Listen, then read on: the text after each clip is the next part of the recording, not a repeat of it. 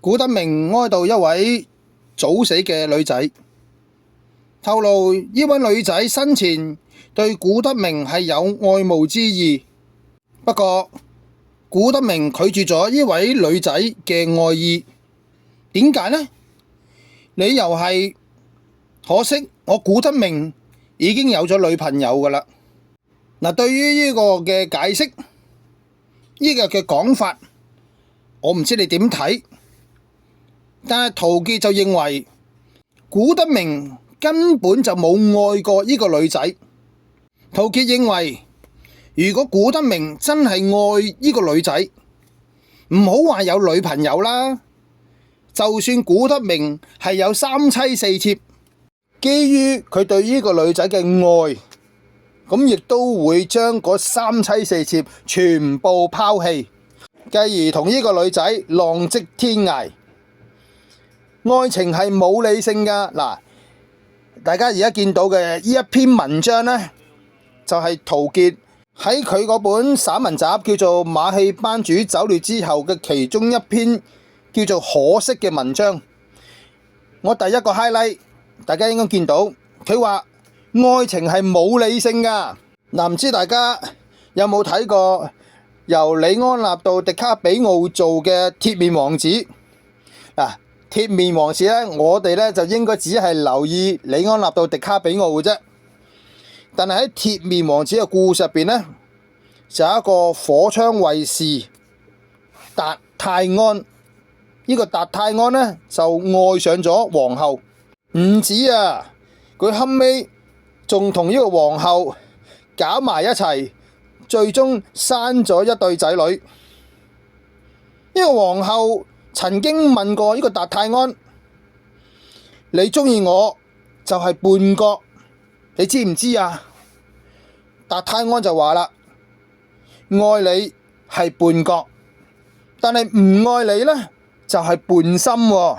陶傑認為呢句說話比古德明嗰個可惜我已經有咗女朋友更加令人激動。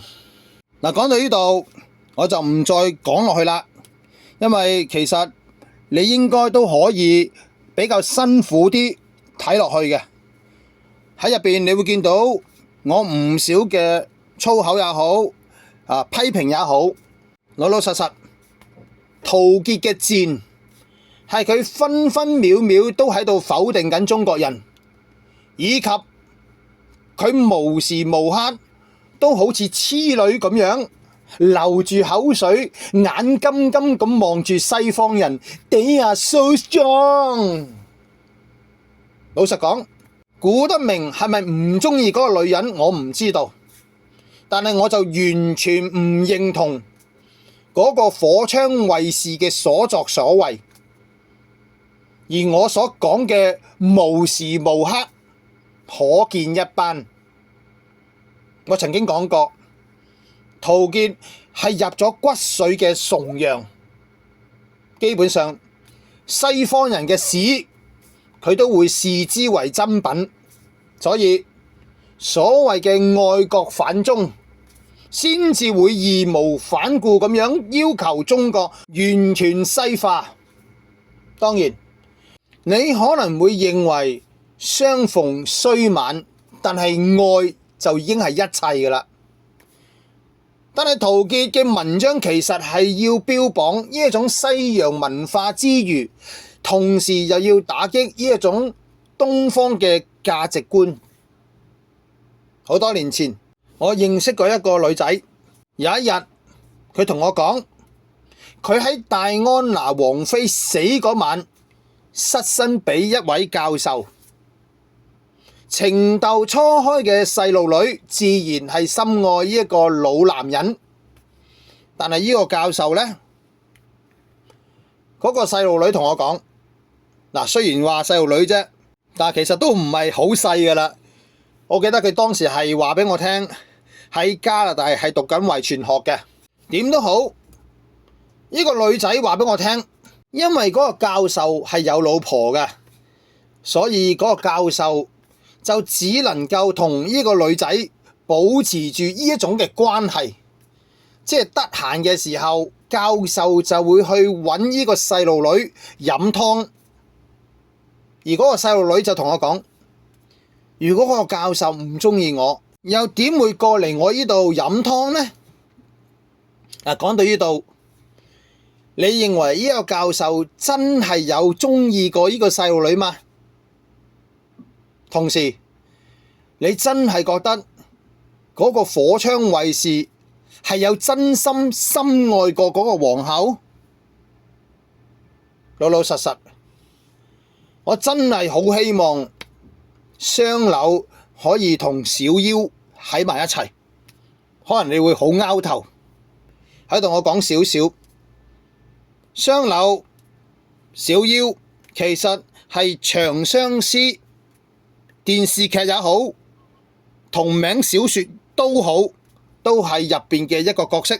老老實實，不論係電視劇也好，不論係小說都好，我都有非常高嘅評價。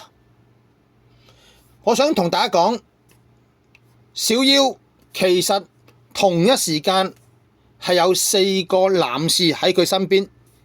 我咁講並唔係想講佢好淫蕩，我只係想話俾大家知，喺呢一種種嘅交往之中，小夭同雙柳嘅互動令我覺得我都幾可以肯定，佢哋兩個人都係有深愛住對方，亦一定有希望一齊過。但係佢哋並唔係戀愛腦，佢哋都明白呢一種一齊會帶嚟乜嘢嘅後果。嗱，喺度你一定會唔係好明，呢一套長相思其實係以《山海經》嚟做藍本嘅。小夭嘅外公就係皇帝，唔係普通嘅皇帝，而係軒轅皇帝。至於雙柳，其實係《山海經》入邊一隻妖怪，係九頭蛇妖。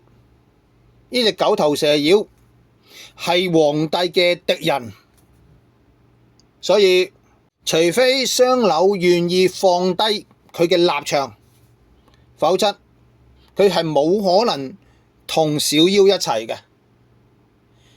而其實佢哋兩個都明白，頭先講過啦，一齊會有咩後果。所以我對呢本小說係愛不釋手，我會認為佢係一本充滿遺憾美，而且適合成熟嘅人睇嘅愛情故事。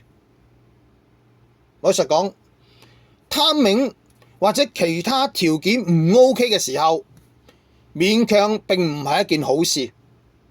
當然，你係可以戀愛大過天嘅，但係呢種層次就相當之小朋友啦。突然間我喺度諗，陶傑會唔會認為就算係亂倫，只要有愛都可以喺埋一齊呢？如果你認同我今集所講嘅嘢，多謝你；不認同或者任何意見，歡迎喺下邊留言，亦都希望大家 subscribe 點讚撳個鈴鈴講傳多啲俾人。再見。